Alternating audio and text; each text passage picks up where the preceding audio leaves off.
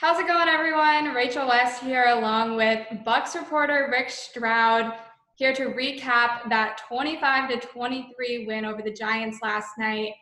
And Rick, it definitely wasn't pretty, but the Bucs did find a way to pull out the win. And you know what? I'm going to take some of the blame because yesterday when we talked, I was ranting about the offense and the defense, saying how all the pieces were coming together. It's great. Yeah, that's just not at all what we saw last night.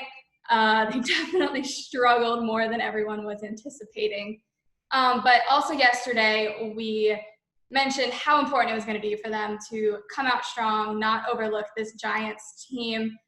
You think maybe in hindsight, that's kind of what they ended up doing? I think it's possible. I mean, it's human nature, right? They have a big game Sunday night against New Orleans, and this was a 1-6 football team. In fact, Bruce Arians was so worried about that on Saturday night, he wrote the old word assume on there and broke that down in a certain way. And don't assume that you're going to beat these guys. And Bruce talked about how, for it being a Monday night football game, there's always a lot of energy. There's always a lot of excitement about playing that game on national TV. When you went into MetLife Stadium, I mean, it was empty. It was completely empty except for the players and the coaches. And they've had trouble. They've struggled on the road in those situations. Playing at home, they have some fans. It's been a little different. But I think the combination of that and just really the Giants playing very, very good and very hard in the beginning of the game, they got up to a really slow start. And eventually, they did what good teams do. They found a way to win the ball game. It took, a referee picking up a flag at the end. But it was a slow start. And I think sometimes, you got to grind your way through some of these victories. Yeah, and the slow start, like you mentioned, they definitely came out of the gates with not a lot of life there. But they did end up rallying behind the two interceptions in the second half, Carlton Davis and Sean Murphy-Bunting.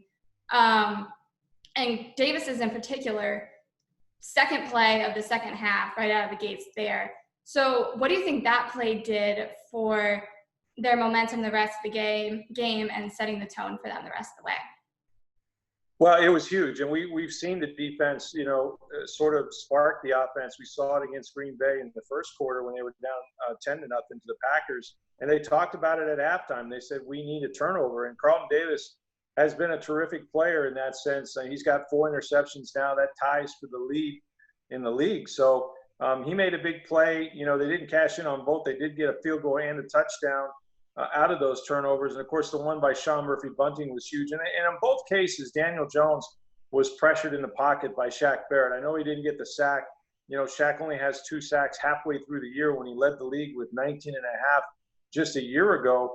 But he's affecting the quarterback. And, we've seen the Bucs on the other end of these kind of games where their quarterback was the one turning the ball over and letting teams back into the game. So you also credit Tom Brady and the offense for taking advantage of that, and really he went to his big guys, right? A touchdown pass to Gronkowski and then one to Mike Evans. So they made the most of those turnovers, and that's really what got them in the game. Yeah, and you bring up Mike Evans there after the game. He had the quote saying, in the past, we would have found a way to lose a game like this. They proved that to be true last year against the Giants and even just a couple weeks ago up in Chicago. So what do you think it says about the team now that they were able to come out there and have that pretty ugly performance, but then still find a way to come out of it with a win? Well, I think that's what good teams do, and I think it shows growth.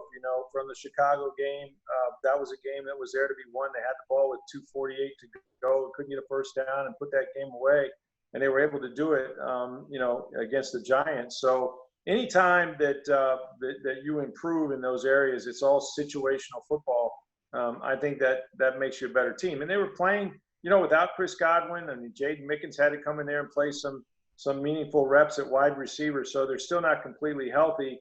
They'll get Antonio Brown, who's off his suspension this week. So, sometimes you just got to make the most of it. And I didn't think that Tom Brady was particularly sharp, especially early in the game. He hit his first 4 passes, and then he had a couple of bad shotgun snaps from Ryan Jensen that threw some things off. So they struggled through it, and they walked out of there with a win. They're 6-2. It's only happened 3 times in this franchise's history, and the last time they won a Super Bowl. So maybe that's a good omen for them. Let's hope so. Definitely breathing a sigh of relief after surviving that one. And looking ahead to next week, you bring up Antonio Brown. You just got done talking with Bruce Arians. What are their plans for him going into this week? Well, Antonio Brown is physically, he's ready to go. He's not practiced with the team. He's had to do the conditioning on the side, but he's through COVID protocol now. Because it was a Monday night game on the road, the players were off. You know, the whole NFL was really off to vote on Tuesday, but they're going to come back in here on Wednesday, and they won't have a full practice. They'll be inside most likely.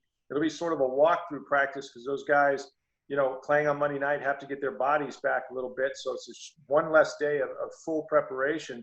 But Antonio Brown's going to have a role in this game. I mean, they'll have a package for him in certain situations. And depending on how the game goes, Bruce Arians said that he could play anywhere from 10 to 35 plays. So we're going to see plenty of Antonio Brown, and especially if Chris Godwin is out, which hasn't been determined, he could play, you know, the upside of that. So I look for him to make an immediate impact. This is what Tom Brady wants. He's played with him before, so we'll see, you know, just kind of what impact he can make.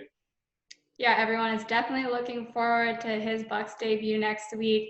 It's definitely going to be a good one. Sunday Night Football going up against the Saints, Tom Brady, Drew Brees. Always entertaining. So, Rick, thank you for the time today. We'll be checking back in with you next week leading up to that game. But in the meantime, everyone, make sure you're following along with Rick on Twitter throughout the week this week for all your updates. And as always, be sure to check out tampabay.com for your full Bucs coverage.